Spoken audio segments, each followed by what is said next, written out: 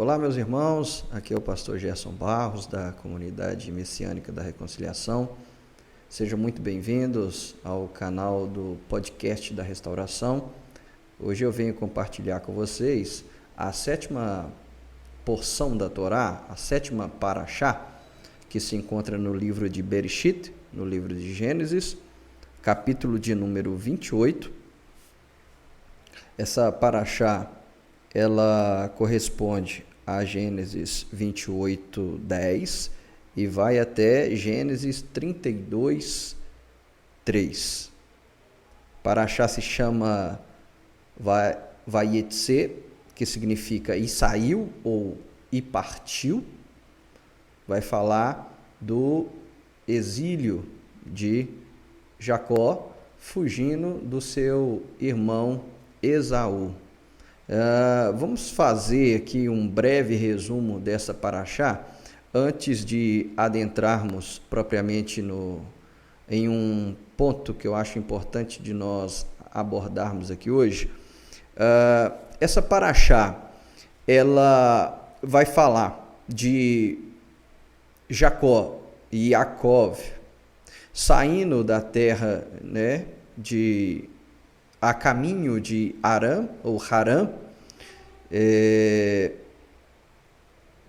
e Yaakov chegando ali em Bet-El, ou Betel, Nós temos o sonho de Jacó com a escada, a escada de Jacó, a Sulam Yaakov, como ela é conhecida em hebraico, que é esse aspecto profético que eu gostaria de abordar hoje com vocês. E ele, nessa visão, ele vê anjos subindo e descendo. E aí ele recebe a promessa de Deus, a confirmação da promessa de Deus, dada a Abraão e ao seu pai Isaac. Ele recebe a confirmação dessa promessa, consequentemente sendo o sucessor, dessa promessa dos patriarcas. Depois nós temos o encontro dele com Raquel, no poço ali perto de Harã. Depois nós temos Jacó acertando ali com Labão, o seu sogro, para trabalhar 7 anos em troca de Raquel, mas este lhe engana e lhe dá Leia ou Lia, dependendo da sua versão. Depois nós temos, ainda nessa parashá, Jacó trabalhando mais 7 anos por Raquel, e por fim a parashá caminha para o final, onde nasce a ele os seus 12 filhos, exceto Benjamim. E por que 12 então? Porque aqui eu mencionei a Diná, a filha mulher que lhe nasceu. E aí nós temos a parashá terminando, após 20 anos Jacó trabalhando para Labão, ele foge de novo, rumando a terra de Eretz Israel, voltando para a terra da promessa, para a terra de Israel. Então, em resumo, nós resumimos aqui a parashá Vayetse, e saiu ou e partiu. Essa porção, ela tem esse nome porque ela começa assim: e Yaakov saiu, Vayetse, de Beersheba e partiu na direção de Harã. Então, essa parashá se chama Vayetse porque ela inicia assim: e Yaakov, Vayetse, e Jacó saiu ou partiu de Beersheba e partiu na direção de Harã. Um ponto importante, irmãos, que nós temos que ressaltar é que na palavra de Deus, na Torá, em toda a Bíblia, Nada nas Escrituras está por um acaso. Tudo tem um significado. E aí eu quero me ater a esse primeiro versículo só para extrair aqui um princípio muito importante para fazermos uma aplicação pessoal para nós, que os sábios comentando esse versículo, e aqui eu quero citar, que é o Midrash, comentando esse versículo, em Yakut 117, ele diz que parecem supérfluas essas palavras do versículo. E Yaakov saiu de Beersheba e partiu na direção de Harã. Por que parecem supérfluas essas palavras ou essa expressão? Porque Jacó já estava em Beersheba e ele parte de Beersheba em direção a Harã. Então, para que a Torá menciona, para que a palavra de Deus menciona, e esse é um questionamento dos sábios do povo de Deus, para que a Torá menciona que ele estava em Beersheba, se já estava claro pelo desenrolar da história, da narrativa, que ele estava em Beersheba? E aí os sábios vão aplicar e explicar que palavra nenhuma na Bíblia é supérflua, é uma repetição sem necessidade. E aí eles vão dizer o seguinte, eles aplicam um princípio muito interessante, que nós faremos uma aplicação para as nossas vidas, que é o seguinte, eles dizem, quando um tzadik, um justo, sai da cidade, com ele saem o brilho, a glória e o ornamento. Então, por que a Torá, nesse versículo, menciona, e Yaakov saiu de Beersheba e partiu na direção de Harã? Justamente para ensinar esse princípio espiritual. Quando um tzadik, quando um justo sai de uma cidade, com ele sai o brilho, sai a glória, sai o ornamento. E aqui nós lembramos, quando eu li esse relato, logo a minha mente já linkou, já conectou com o ensinamento do nosso Messias Yeshua, que ele diz em Mateus 5,16. Eu quero ler, vamos ler.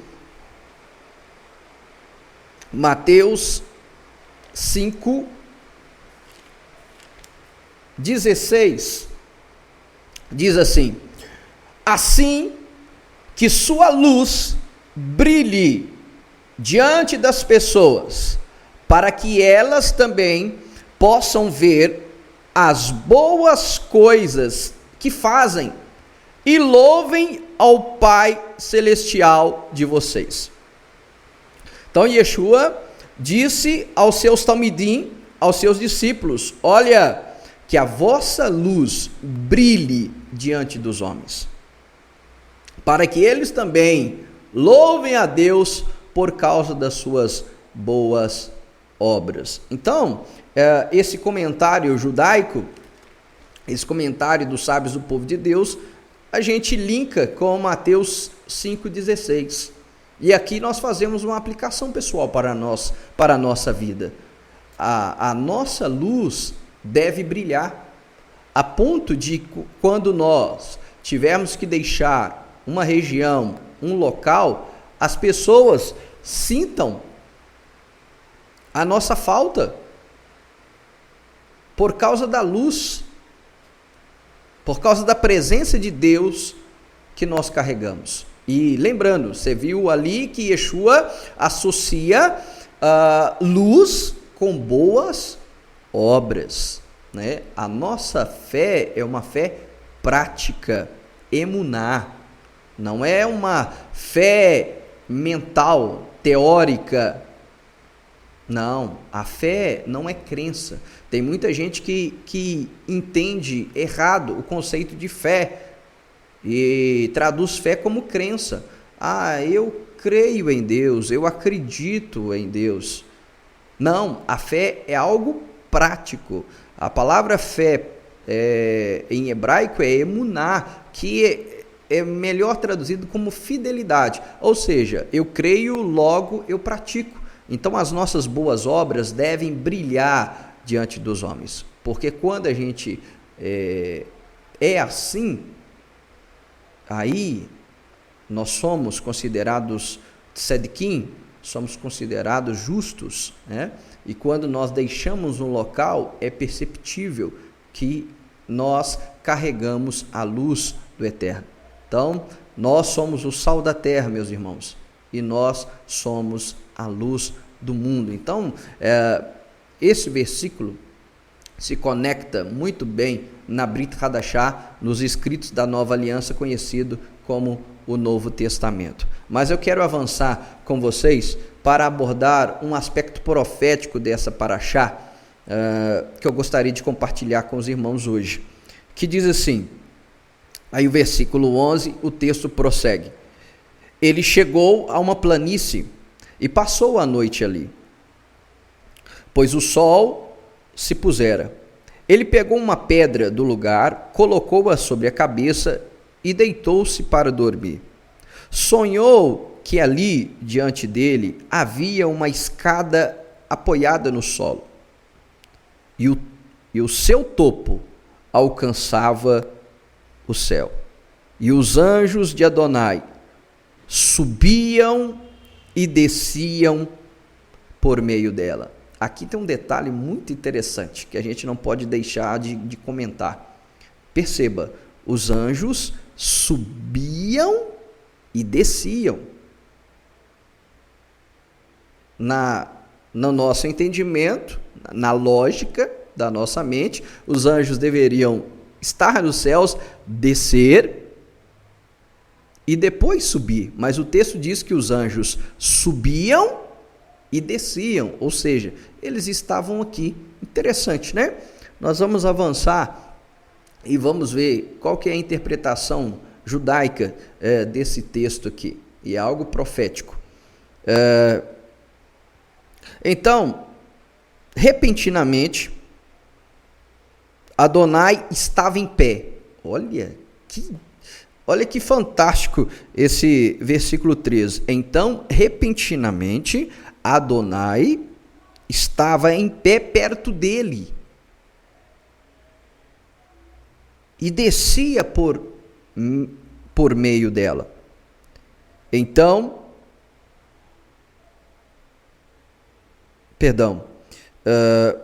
repentinamente, Adonai estava em pé perto dele e ele disse: sou Adonai, o Deus de Abraão, seu pai, e o Deus de Isaac. Darei a você e a seus descendentes a terra sobre a qual você está. Seus descendentes serão tão numerosos quanto os grãos de poeira da terra. Você expandirá para o oeste e para o leste, para o norte e para o sul. Por meio de você e de seus descendentes, todas as famílias da terra serão abençoadas. Veja, estou com você. Eu guardarei aonde for e trarei você de volta a esta terra, pois não o deixarei até cumprir tudo o que prometi a você. O Eterno é maravilhoso, meus irmãos. O Eterno dá essa promessa que foi dada a Abraão e a Isaac, agora a Jacó, num momento difícil da vida dele, porque ele está aqui fugindo do seu irmão. Ele está aqui em exílio. E os sábios do povo de Deus vão ensinar que Jacó foi o primeiro exilado do povo judeu. Ele representa, olha que interessante, Jacó representa o povo de Israel, o povo exilado de Israel. Então aqui nós temos um aspecto muito profético que nós vivemos até hoje nesta paraxá. Jacó representa o povo judeu exilado. Nessa paraxá, nós temos Jacó fugindo 2 vezes. Primeiro, ele está fugindo de Esaú, de Edom, e depois ele foge de Labão, de volta, fugindo do seu sogro para a terra de Israel. Então nós vemos primeiro ele fugindo, na verdade sendo meio que expulso por causa do ódio, por causa do seu irmão que iria matá-lo. Então ele foge, ele é exilado por Edom, e Edom, dentro da literatura judaica, simboliza os romanos. Roma, Edom, vermelho, simboliza Roma, simboliza o Império Greco-Romano, a cultura greco-romana, tá? Que impera até hoje. Então, existe um conceito judaico que se diz em português: os feitos dos pais são um sinal para os filhos. Ou seja, aquilo que aconteceu com os patriarcas vai acontecer com o povo judeu.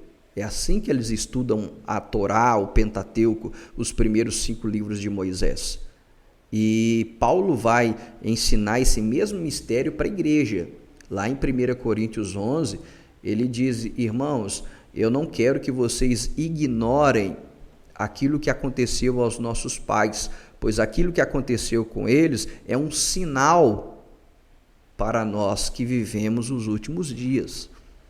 Então isso é um aspecto muito importante. Então nós temos nessa paraxá Jacó representando o povo judeu fugindo 2 vezes. E aqui eu quero linkar com a história. O povo de Israel, ele sofre o seu último exílio por causa de Roma, de Edom. Roma destrói o templo no ano 70, e depois, no ano de 135 depois de Cristo, por causa da revolta de Bar Koba, onde o Rabino Akiva reconhece ele como um Mashiach, como Messias, e ali há uma revolta judaica, e aí o imperador Adriano reprime, há uma carnificina sem precedentes ali em Israel. O imperador Adriano destrói Jerusalém, destrói toda a terra de Israel, e quer limpar, apagar o nome de Israel da terra prometida. Tanto que aí nós temos um conceito que impera até hoje. Por exemplo, aí ele dá o nome de Jerusalém de Aélia Capitolina, né? Aélia Capitolina por causa da divindade que ele seguia, né? Por causa do sobrenome da sua família e por causa do deus que ele servia, que era Júpiter. E aí ele manda construir ali um templo a essa divindade e muda o nome de Jerusalém, Aélia Capitolina, para apagar a marca judaica do povo judeu na terra de Israel. E a terra de Israel ele muda o nome para a terra dos filisteus, Filistina, que veio sendo traduzida e hoje é chamada a terra de Israel até hoje de Palestina. Então é uma herança desde 135 depois de Cristo, do imperador Adriano, que impera até hoje. E por isso há muitos que até hoje negam que aquela terra pertenceu ao povo judeu e que sempre pertenceu aos filisteus, né? Porque ela é chamada de Palestina, terra dos filisteus. Mas na verdade o povo filisteu, ele nunca habitou ali toda a terra de Israel. Há relatos históricos e bíblicos que eles habitaram ali a faixa de Gaza, né? E não toda a terra de Israel, ok? Então, esse é um aspecto muito importante. Então, a grande galut, o grande diáspora do povo judeu acontece por causa de Edom, né? E o povo de Israel está exilado até hoje. Esse é chamado grande exílio. O povo de Israel está exilado até hoje da sua terra, né? Muitos voltaram como? Fugindo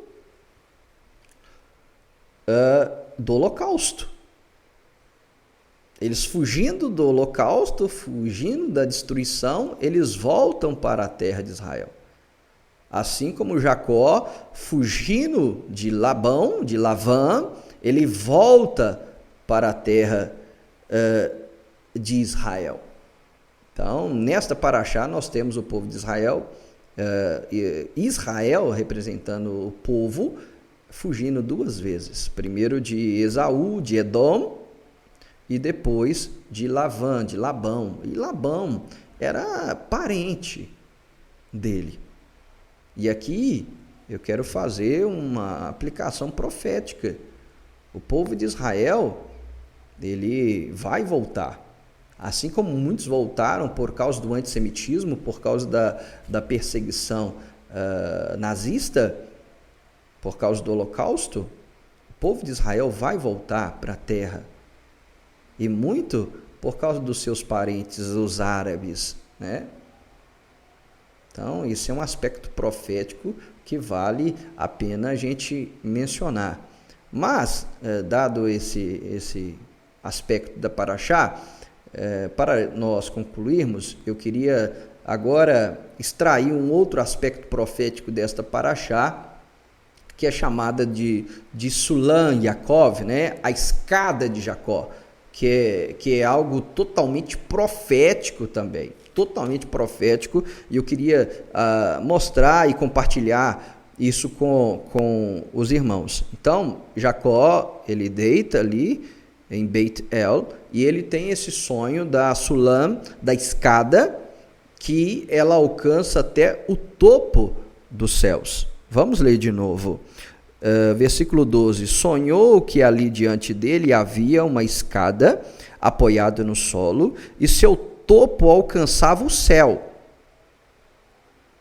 E os anjos de Adonai subiam e desciam por meio dela. Então, repentinamente, Adonai estava em pé perto dele, e ele disse: Eu sou Adonai, o Deus de Abraão, seu pai, e o Deus de Isaac. Darei a você e aos seus descendentes a terra sobre a qual você está. E aí, qual que é a interpretação judaica desse texto? E aí a gente vê que é algo totalmente profético quando a gente pega a interpretação dos sábios do povo judeu com as profecias bíblicas. Olha só, qual que é a interpretação do Midrash sobre a Sulam Yaakov, sobre a escada de Jacó? Olha só, a escada, segundo a interpretação do Midrash, é o templo. Então, essa escada que tocava até o céu simboliza o templo. E os anjos que sobem são os protetores celestiais dos grandes impérios. Essa é a interpretação judaica, através do Midrash. Então, esses anjos que subiam, que estavam na terra e subiam até os céus, representam os anjos protetores, os protetores celestiais dos grandes impérios. A gente pode chamar de principados, de potestades. As potestades, os principados desses reinos. E aí a gente pode fazer até uma conexão com Daniel, né? A Daniel vai mostrar que existem principados, que existem anjos sobre nações, sobre reinos. Então, a interpretação judaica da Sulam Yaakov, da escada de Jacó, do sonho dele, é essa. Então, esses anjos são principados, potestades, que representam nações, ou melhor, representam impérios, E aí os sábios do povo de Deus vão mencionar os impérios. O império egípcio, o império assírio, o império babilônico, o império medo, o império persa, o império grego e o último império, o império romano, Edom. E aí a interpretação, o Midrash diz que Jacó, a tradição oral explicando esse texto, a Torá Shebialpé, ela diz que Jacó ficou perplexo porque ele viu que o principado, a potestade de Edom, do Império Romano, o império da idolatria, o império do prazer, né? O império desse mundo, né? É interessante porque Edom vem também até de moda, a moda do mundo, né? Desse sistema, ele subia e não descia. E aí Jacó falou, olha, eu não vou conseguir persistir e vencer a esse império romano. Aí o Eterno aparece para ele. Quando ele acha que está tudo acabado, que ele não venceria o império romano, o império Edom, o império do prazer, a curto prazo, né? O Eterno aparece para ele. Sou Adonai, o Deus de Avraham, o Deus de Isaac. E eu vou dar essa terra a você. Perceba, daquilo que nós estamos vendo nos noticiários, aquilo que nós estamos vendo acontecer nos nossos dias. A disputa da terra. E o Eterno dizendo, essa terra eu dou a você. E podem vir os impérios, mas eu vou vencer os impérios. Por isso que o Eterno aparece, né, em cima e depois ele desce por meio dela, falando, olha, eu jogo por terra todos esses impérios, né? E aí os sábios interpretam da seguinte forma, Deus mostrou a evolução e a decadência das potências. Então Deus mostrou a Jacó de antemão o que vai acontecer até o final dos tempos com o seu povo. Que o povo de Israel, ele passaria por esses impérios, sofreria, mas continuaria existindo. E foi isso que aconteceu. O povo de Israel, ele passa pelo Império Egípcio, Assírio, Babilônico, Medo-Persa, Grego, Romano. E lembrando de novo, até hoje o povo de Israel sofre por causa da Galut, da grande diáspora, depois da destruição do templo. E depois dele ter sido expulsos pelo imperador Adriano da terra de Israel, onde ela foi nomeada de Filistina, de Palestina. Então o Eterno está dizendo, olha, essa terra eu vou dar a vocês, é sua. E pode ficar tranquilo, eu derrubo os impérios, as potências, os principados, as potestades. E olha que interessante, os sábios associam a Sulam e Jacó, a escada de Jacó, com a profecia de Obadias, capítulo 1. E aí eu queria ler com vocês essa profecia de Obadias. Obadias. Na verdade, Obadias só tem um capítulo, mas eu quero ler com vocês os primeiros 4 versículos. Olha só, esta é a visão de Ovadiá, de Obadias. Eis o que Adonai Elohim diz a respeito de Edom. tudo a ver com essa paraxá. Como mensageiro, foi enviado entre as nações, dizendo: venham, vamos atacá-lo. Nós ouvimos a mensagem de Adonai. E aí o Eterno diz: eu o torno a menor de todas as nações. Você será muito desprezado.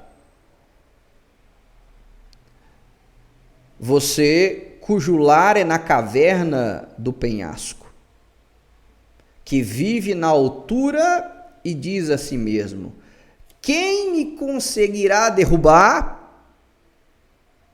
O reino que impera até hoje, né? A gente pode ver nas profecias, na estátua, nas visões que Daniel teve, né? Os pés ali, né? Que é a junção do ferro e do barro, que é uma extensão do Império Romano, né? Que é o último a ser derrubado, e ele é derrubado por uma pedra que é lançada sem mão nenhuma, e essa pedra é o próprio Eterno, essa pedra é a pedra fundamental, é Yeshua que vai destruir. Então vamos lá. Quem me conseguirá derrubar? Se você fizer seu ninho tão alto quanto o da águia, eu o derrubarei dali, diz Adonai. Então, os sábios do povo de Deus, eles pegam essas profecias de Obadias e conectam com a Sulam Yaakov, com a escada de Jacó, dizendo que o Eterno, e aí através de Yeshua, é que vai derrubar esse último império que persiste até hoje.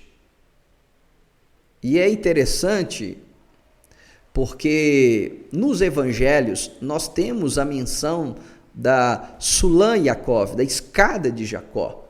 E aí eu queria ler com vocês o próprio Yeshua, né, aplicando a Sulam Yaakov. Evangelho de João, e aí é válido nós mencionarmos porque o evangelista João é aquele que vai focar a divindade de Yeshua. Ele traz uma abordagem totalmente diferente dos evangelhos sinóticos. E aí,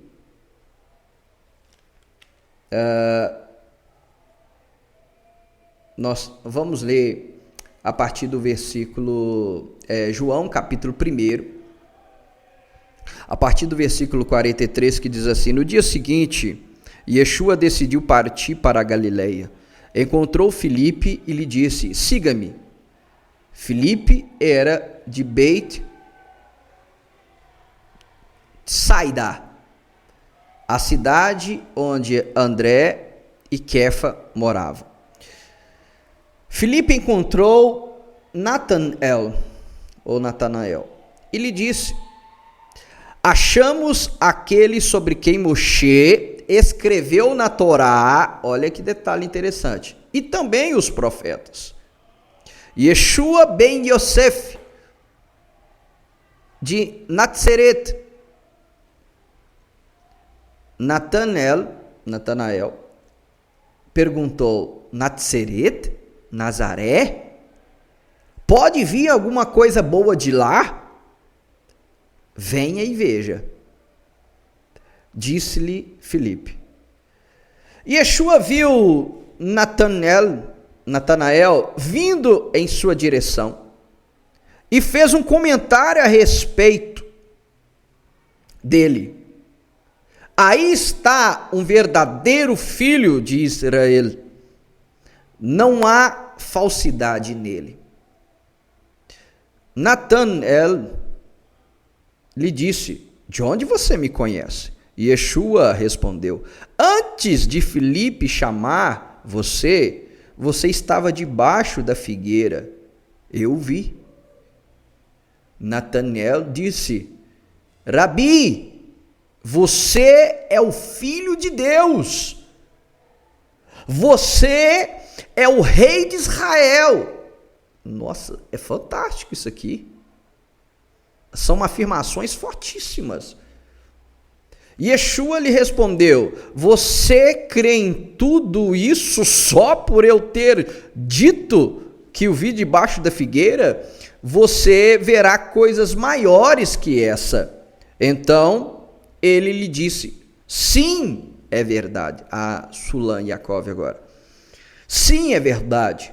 Eu lhes digo que verão o céu aberto e os anjos de Deus subindo e descendo sobre o Filho do Homem. Então, meus amados, Yeshua está associando aqui a Sulam e Yaakov, a escada de Jacó, a ele. Na Brit Hadashah, no Novo Testamento. E aí eu encerro com o cumprimento profético desse sonho, dessa visão, que está lá em Apocalipse 19. Apocalipse 19.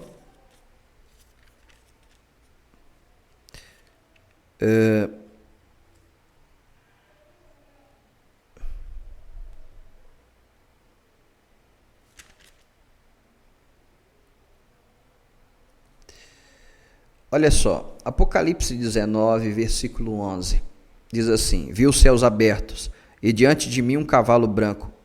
Montado nele estava o que é chamado fiel e verdadeiro, e em sua justiça executa o juízo, e segue para a batalha. Seus olhos eram como chama flamejante. Em sua cabeça havia muitas coroas reais, e possuía um nome que só ele conhece.